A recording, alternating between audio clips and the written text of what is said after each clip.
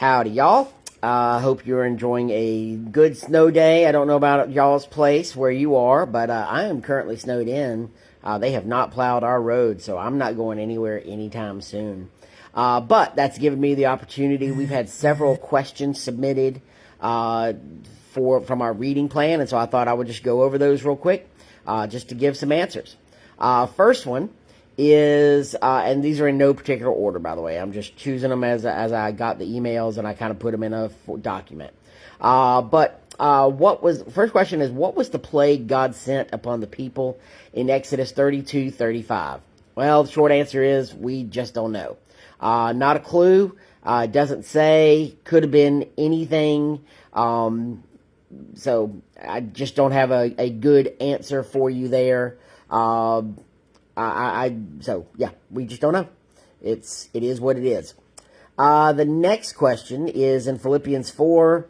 It mentions two people who seem to be at odds with each other. Who were they and what were they arguing about? Well, that is actually so verse 3 talks about the argument, and verse 2 talks about who it was. It was two females in the church, named Euodia and Syntyche. I hope that's the pronunciation. Might not be. These were two ladies who were active in the church there in Philippi. Apparently they had begun some argument over something. We're not told what that is. We are told that basically that Paul wants them to be unified. And so obviously it's something that's causing a little bit of strife, but we are not told what that is. Personally, it's probably, hey, I'm a pastor. I've been dealing with this for 30 years. Probably somebody didn't like, whatever the style of worship was. That would be my guess. But again, that is not accurate at all. Anyway, we just don't know. But it is, these two ladies, Euodia and Syntyche, are the ones arguing. The next question that came in was about all of the different building materials from the building of the tabernacle. Where did all of those building materials come from?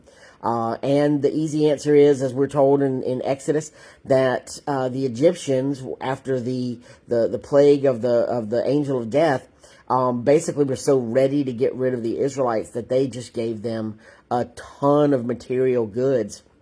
And so that is where those goods would have come from, for the most part. Now, not everything. So they could have, some of the wood that's mentioned there, in the description of the building of the tabernacle, that could have been harvested from wherever they were there in the Red Sea. We tend to think of, the wilderness as being like it's just a complete and total desert.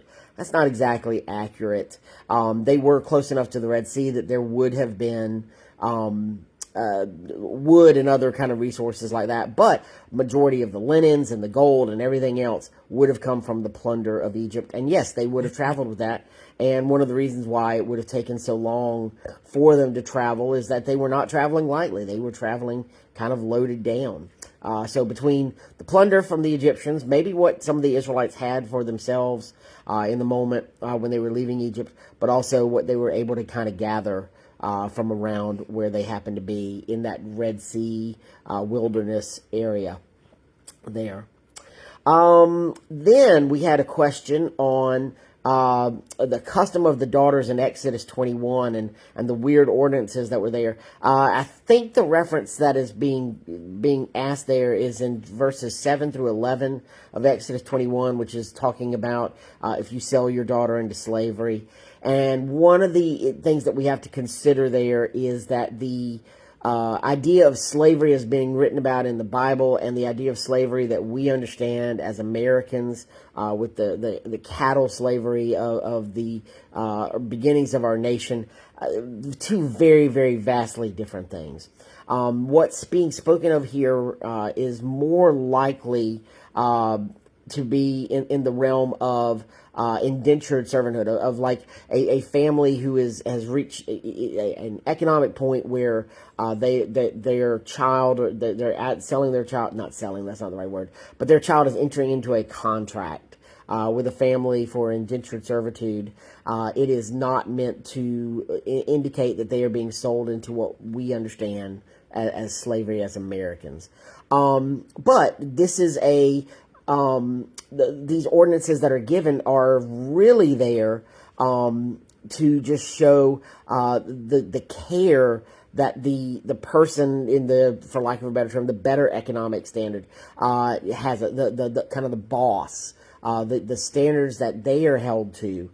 They are not to mistreat anybody who is working for them. That is what is in reference there. And it should be understood, these are laws there to protect these servants, and especially these female servants, from abuse and neglect, and how they are to be treated. And in fact, it says, look, if you get to the point basically where you're done with them, they don't owe you anymore. That servant it does not have to fulfill any more contract. If you misuse, if you misbehave as kind of the boss, you've done her wrong. And so therefore she is under no obligation to you, in that regard. And so basically this is a really big, ordinance on bosses, those in better economic standing. You have an obligation to treat those around you, those who are working for you, well. And especially if you have them married, either you get married to them or your son gets married to them. Very huge obligations there as well. So again, it's about treatment of the indentured servant. And again, don't get too lost in that word slave there. And then finally, we had a couple of questions based on Exodus 33, where Moses is trying to meet face to face with God. And earlier in 33, it makes it seem like Moses was always in contact, like had constant, meeting with God on a regular basis, kind of and like face to face, like you would sit across from somebody if you were having coffee or something like that. And then later on in that chapter, Moses is saying, I want to see your face. And God says, you can't see my face or else you'll die. And is that a contradiction? And no, it's not. What is happening earlier in the chapter is that Moses is in the presence of God, but he is not in the presence of the full glory of God. It's not as though he is sitting down, again, like having a cup of coffee. This is in a Christophany or an Epiphany.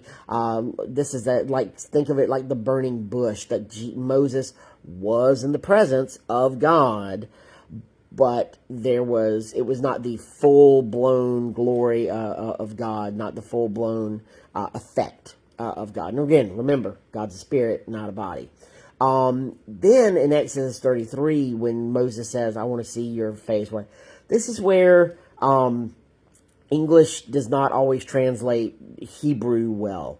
What is actually happening in the Hebrew and in the discussion there is that Moses he's not really saying, I want to see your face. He's saying, I want to see your glory. Actually, the word there is weight. I want to see everything about you. And God responds, you can't do that. You cannot do that and live. So obviously, God has revealed himself, and we see it at various points in Scripture. Think about the burning bush. Again, most notable thing, even Jacob wrestling with God, but it's not the entirety of God, but that God is present. But again, so Moses says, I want to do this, I want to see, and God says, I'll place you in the cleft, I'll put my hand over you, and you can see. By the way, the one time that I really like the King James Version is in the description here in Exodus 33, because it says, I'll put you in the cleft of the rock, and I will pass, and you will see my hind parts. But that's just because I'm an 11-year-old boy at heart. But anyway, so what God is saying there is, you cannot see my full weight, my full glory. And so therefore you're not going to be able to do that, but I will show you the back, I will pass by, but cover the parts that you can't see, and then go on. So, it's not a contradiction. Again, earlier in 33, Moses is meeting with God, but not the full weight and glory of God, but kind of like an epiphany and a Christophany of that. Hope all of that makes sense. Enjoy, it was fun reading these questions. Hope you guys have some more, and we will look forward to talking to y'all real soon. Have a great afternoon. Stay dry, stay warm. I'm not going out until The roads are plowed, and I get, notification that it is completely safe to be on the road, because I don't trust myself on these icy roads. So anyway, hope you all have a great day. We'll talk to you later. Bye.